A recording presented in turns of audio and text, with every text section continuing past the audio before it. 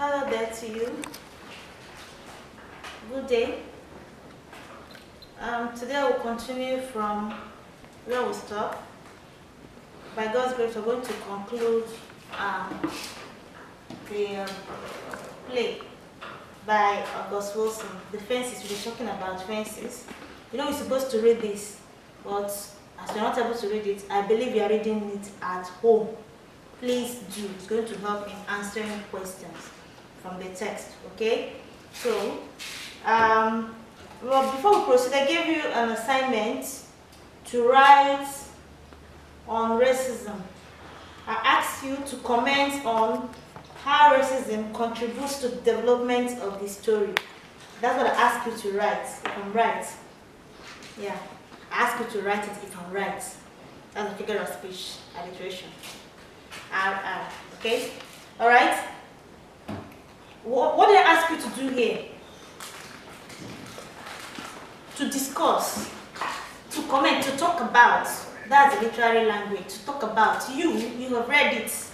Talk about this. What can you say pertaining racism? How it leads to major things that happened in the story. How did it lead to the unfolding of the story? The things that happen. How is racism? What is racism's business to the things that happened in the story? How did it help in contributing the developing of that particular play? Alright, that's what I asked you to write. Comment, talk about it. You know? So, like the graph I have here, I'll start by defining racism. What is racism? And that's the belief that a race is superior to another race. There's a particular race that are on top and the other ones are below. That is racism. And this is the prevailing belief and practice around the 1930s and the 70s in where? The United States of America. You know, we're talking about the fences and the story, the content. It gives us an insight of America at that particular time. Alright? So you see the activities there. And you see it manifests against the whites. It comes from the whites against the blacks. How? They maltreat them.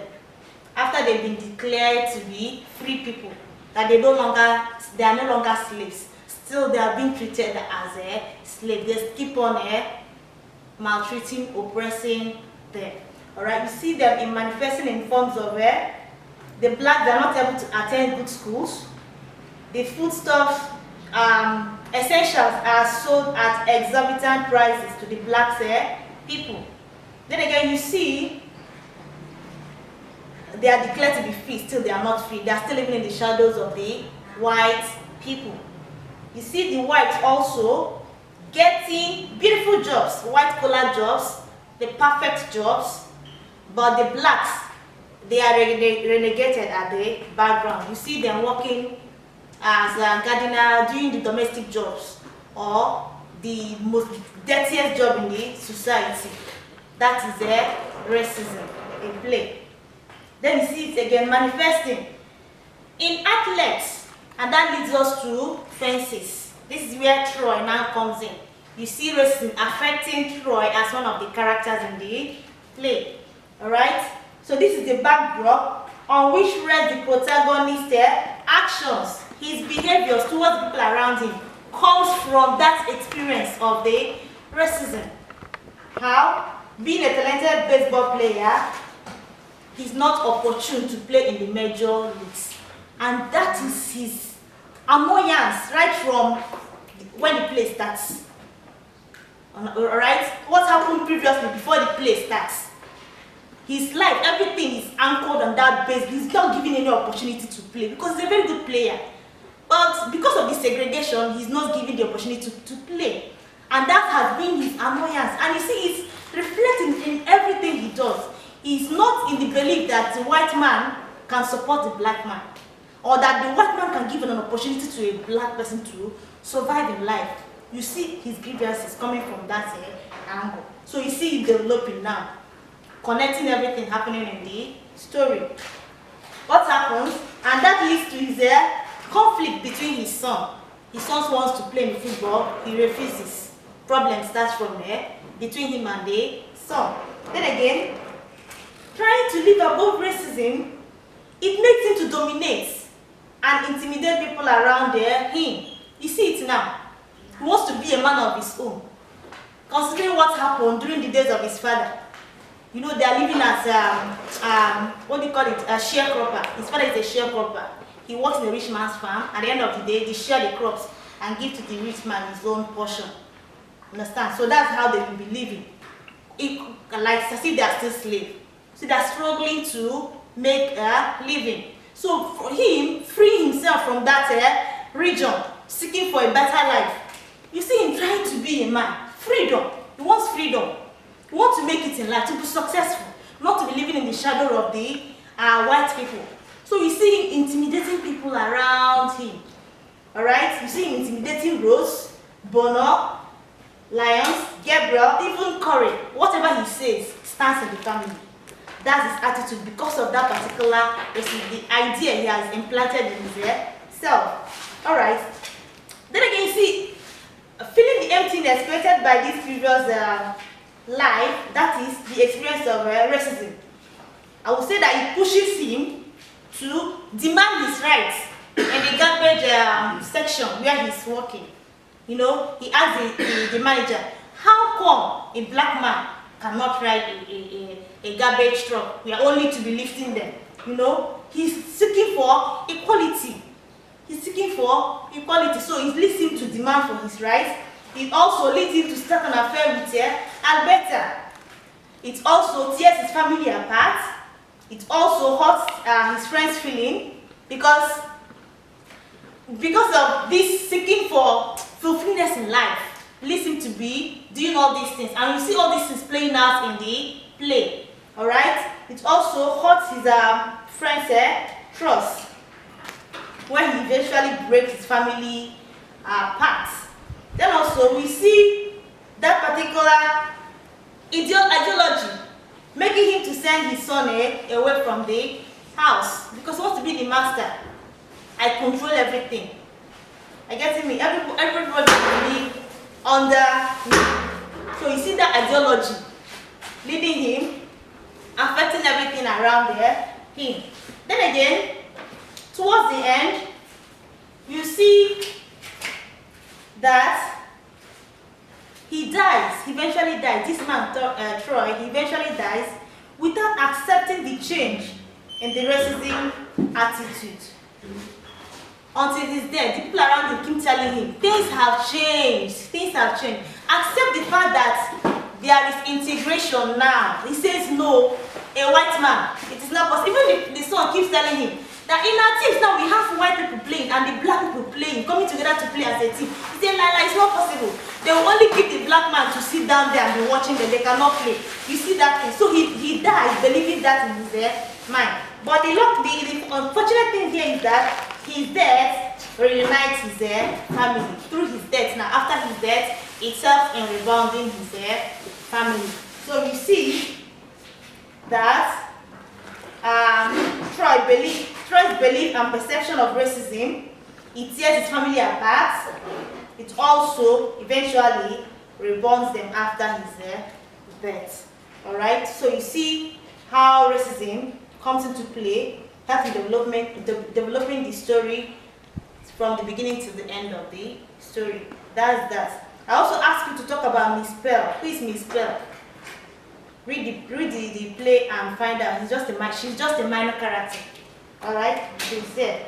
So let's talk about what we have today. Conclusion of the fences. Alright? We've talked about the background, the setting, the plots, the characters, the characterizations. We've talked about the themes. Alright? And this is the only one we have to talk about today. And it leads us to the conclusion of the particular text, fences. So talk about language and styles today. Alright? Language and styles. These are the techniques that the playwright employed in writing this text, the fences. The things he used in building this text. Alright? The first thing we'll notice is the metaphor. Metaphor is one of the literary device. And in this play, you notice that, what's metaphor? Metaphor is just a direct comparison made of two unrelated things. If you say that is as strong as the mother, that is a simile. As, like. But when you say that is her mother, we are implying that there are two different people, but they are saying that this person is the other person. I get me? So we see instance of this. In this case, it means that it has secondary meaning. It has another meaning apart from that one you are seeing. Alright? So we see this kind of thing in this play. For instance, fences. Fences ordinarily looks like just a fence, an erection, alright, to demarcate. But it has other meaning inherent. It has other meaning. Alright? You can see it in the form of a physical structure which rose appeals the husband to erect. But its meaning goes beyond ordinary structure. It represents the segregation in the black and white society, as well as other numerous barriers you see in the play, other conflicts you see in the play. That is the fences. That's the metaphor for fence in this play. Then we see another device, allusion. Allusion, this is just a reference made from history. It can be from history, from the Bible, from events. What does this mean? This is the text. I'm writing this text. And in the process of writing this text, I can link something somebody says. I can link what Shakespeare says. I can collect something from. We have allusions made from the Bible, from sports and pop culture. That is the white, their sayings, the way they live their life, things that occur within them, their slangs, their way of life. So there are things they recorded. They use it in writing.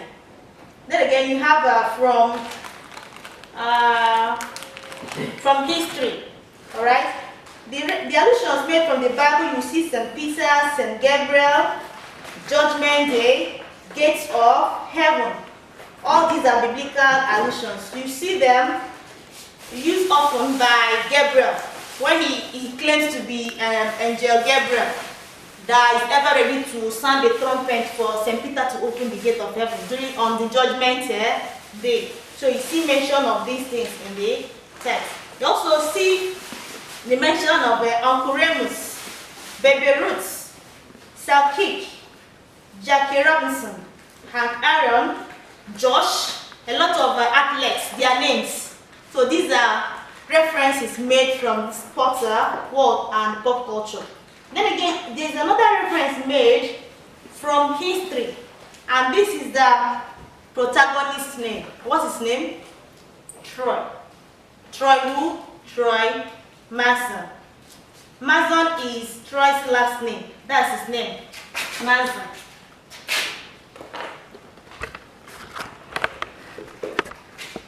Alright?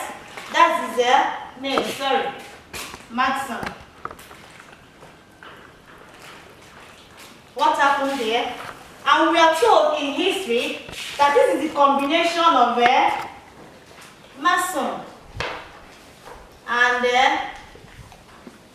Dixon. Dixon. This is the combination of these two names gives us this. What does it mean? In history, I told in 1820, that it is considered to be an imaginary line that separates the white and the black because of this racism of the thing. So they believe, okay, it's like there is a line between, okay, this one is for the slave states and this one is for the free states. So you see that this man's name is an allusion, a reference made from history. I hope you're getting what I'm saying. We are talking about allusion. Then the next figure of speech here, device is foreshadow. Foreshadow. This is a device that helps us to know what is going to happen in the future. Foreshadows. Something somebody does, from it you can detect what is likely to happen in the future. That is a foreshadow. And in this story, In Act 1, there is the time that Troy tells us a story about his battle with Mr. Death. When he battles Death for 3 days, that's when he was down with pneumonia. He claims that he was battling with Death, you know, for 3 days, and he survives. What happens? When something like that comes up, he normally narrates it. And it helps to foreshadow his demise at the last scene, the last act. And this thing happened toward, around the first scenes. It tells us that this man, Troy, eventually is going to die. And it eventually happens like that. So this story now of death foreshadows his death. Another foreshadow here is Gabriel's utterances about St. Peter. He tells them that he sees St. Peter, his record book, that Troy's name is inside that book. Although he sees Rose's name too, but Troy's own is in a particular place. You know? So utterances like this, and it also happens around the beginning. It also helps in foreshadowing whose death? Troy's death. Then again, you have another foreshadow where Bono inquires Troy of his extramarital affair with Abeta. He vehemently denies it. There is nothing of that sort. It also foreshadows his fallout with his family towards the end of the story. His refusal to believe it, accept it, also foreshadows the crisis at the end of the story. Alright, that's that about foreshadow. We have another one, song and music. Song and music. You see, there are many events that lead to some characters to sing in the play. For instance, we have almost all the characters. Rose, he sings about Jesus to be a fence all around her every day. She sings that song. We also have another person, Troy. Troy sings about Dog Blue. He sings about Mr. Engineer. Here it's Ring. Then again, Gabriel also sings about Judgment Day and St. Peter. Towards the end of the play, we also see Corey and Renel singing their father's song, or let's say in tribute to their father now. So a lot of the characters, you see them singing. And all this indicates how important music is. Even Liam also claims he wants to be a musician. But I don't think he's willing to be a practical musician. Rather, maybe he likes the term music. He likes to associate with music. So it tells you how important music is to the African Americans in those days. They usually indulge in soul music, and soul music has elements of rhythm, gospel, and blues. As this man carefully involves in his play, Wilson, what does it do? It helps the blacks to have a grip on their situation, and it also helps them to live above this particular situation. Alright? It helps them to overcome their situations when they have difficulties. The songs enlightens their mood. The next one is symbols. We have a lot of symbols in this text. The first one is fences. Fence is a symbol. A lot of things, I've been saying it. So check out wherever you see fences. It symbolizes conflict, symbolizes neglect, symbolizes disrespect, also betrayal of family and friends in this particular text. If you're asked to discuss, you list them one after. It's very interesting. You list them one after the other and talk about each particular fence. You have a lot of fences in this text. Number 2 symbol is the devil and Mr. Death. The devil and the death. These two symbolizes Troy's struggle to survive the trials of his life. Remember when he encountered pneumonia? That's Mr. Death. When he encountered the salesman, and when he nearly enters into his new apartment, there is no furniture. So this salesman now knocks on the door. You need furniture, yes. I will give you the furniture you need, but you'll be paying me on this particular day of every month with added interest. So he said that that man is a devil. He's a wicked person. So he used it to declare his challenges and his struggles in life. Also, he refers to his father as the devil. Why? Because his father is a wicked person. It's an oppressive man. So use it to. It symbolizes his struggle in life. Then we have another symbol here, Renel's garden. Who is Renel? Renel is Mr. Troy's illegitimate child. His 7-year-old child. This girl plants in her garden the previous day. Like today, she plants a garden today. And the following day is Troy's funeral. She runs out of the house to go and check on the garden whether it is growing. The mother said, no, calm down, calm down. It is patience. Patience. What does it symbolize? It symbolizes the promise of a new life. Positive life, life of growth and development. That you see it now after Troy's death, that things are going to turn to better. Then we see the last one. Okay, so the last one, we have train. Train. There's a time that Troy sings a song about Mr. Engineer. And in African American literary works, you see that whenever they use that particular train, it symbolizes something. That a change is about to happen to one of the characters. Not small change, but big change. And in this text, you see that change happening to who? Troy. Look at Mr. Troy that is so egoistic, so authoritative.